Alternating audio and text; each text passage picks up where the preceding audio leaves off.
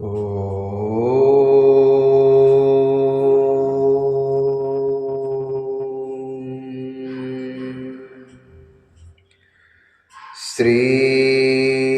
शांब शिवाय नमः। ओम श्री गणेशाय नमः। श्री शिवाय नमस्तुभ्यं। श्री शिवाय नमस्तुभ्यं। श्री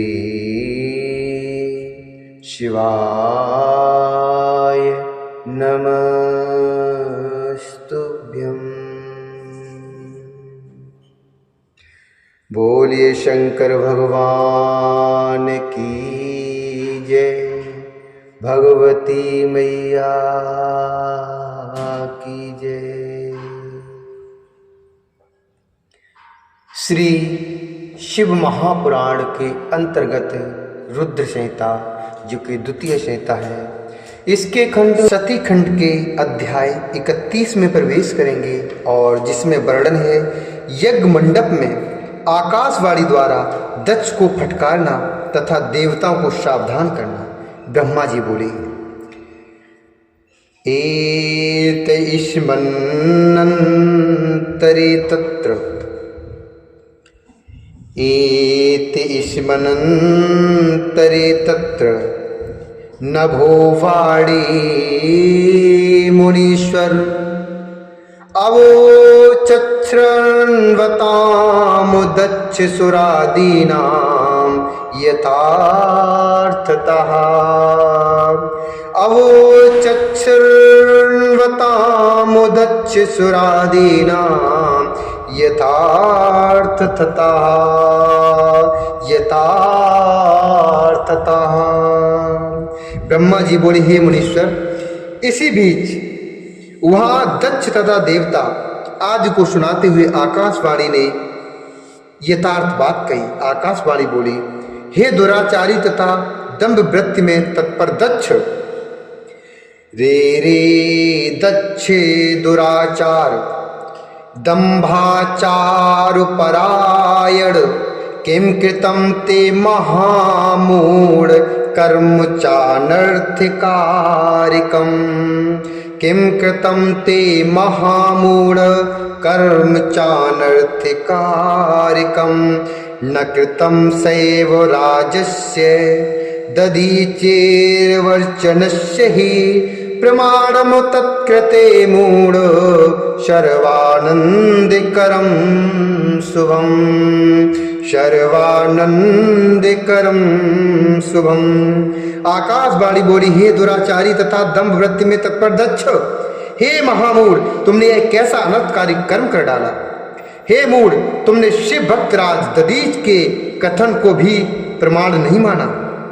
तुमने शिव भक्तराज दधीच के कथन को भी प्रमाण नहीं माना, जो तुम्हारे लिए सब प्रकार से आनंददायक और मंगलकारी था।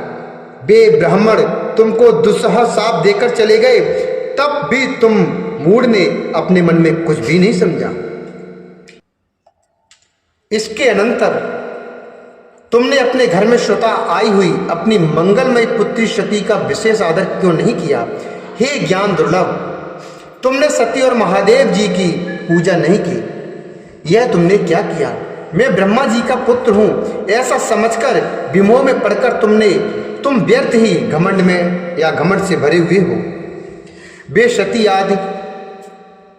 बेशती सदा आराधना करने के योग्य, समस्त पुण्यों का फल देने वाली, तीनों लोकों की माता, कल्याण स्वरूपा और शंकर के आदि अंग में निवास करने वाली हैं। वे माहेश्वरी सती देवी पूजित होने पर सदा संपूर्ण सौभाग्य प्रदान करने वाली और अपने भक्तों को सब प्रकार से मंगल देने वाली हैं, सब प्रकार के मंगलों को देने वाली हैं। वे सती देवी ही पूजित होने पर सदा संसार का भय दूर करने वाली, मनोवांछित फल देने वाली हैं और समस्त उपद्रवों को नष्ट करने वाली हैं।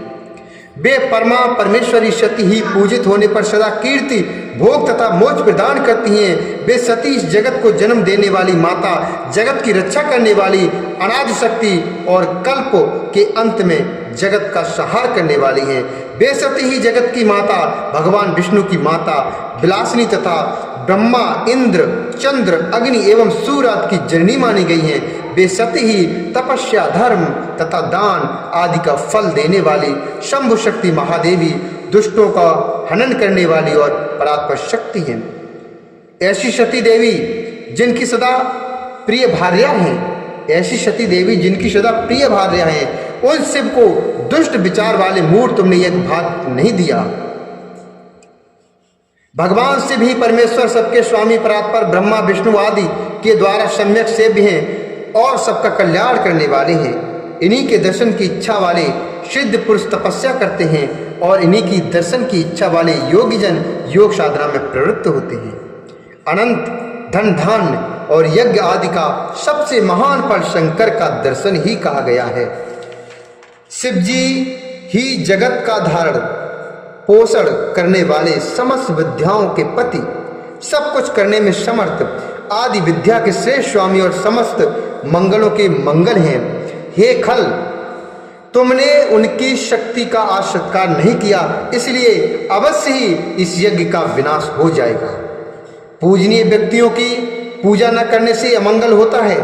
पूजनीय व्यक्तियों की पूजा न करने से अमंगल होता है। क्या परम पूजनीय वे सिवा तुम्हारी पूजा के योग्य नहीं थी? शेषनाग अपने 1000 मस्तकों से प्रतिदिन जिनकी चरण रज को प्रेम पूर्वक धारण करते हैं, उन्हीं शिव की शक्ति ये शिवा सती है।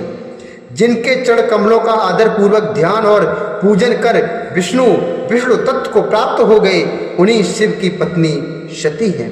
जिनके चरण कमलों का ध्यान एवं पूजन कर ब्रह्मा जी ब्रह्मत्व को प्राप्त हो गए और जिनके चरण कमलों का आदर पूर्वक निरंतर ध्यान एवं पूजन करके इंद्र आदि लोकपालों ने अपने अपने उत्तम पद को प्राप्त किया है, उन्हीं शिव की पत्नी सती है। भगवान शिव संपूर्ण जगत के पिता हैं। जगत पिता शिवा शक्तिर्जग्नमाता च सती, सत्कृतौ न त्वया मूढ़ कथम श्रेयो भविष्यति। भगवान शिव संपूर्ण जगत के पिता हैं और शक्ति रूपा देवी सती जगन माता कही गई हैं। हे मूढ़, तुमने उनका सत्कार नहीं किया, तुम्हारा कल्याण कैसे होगा?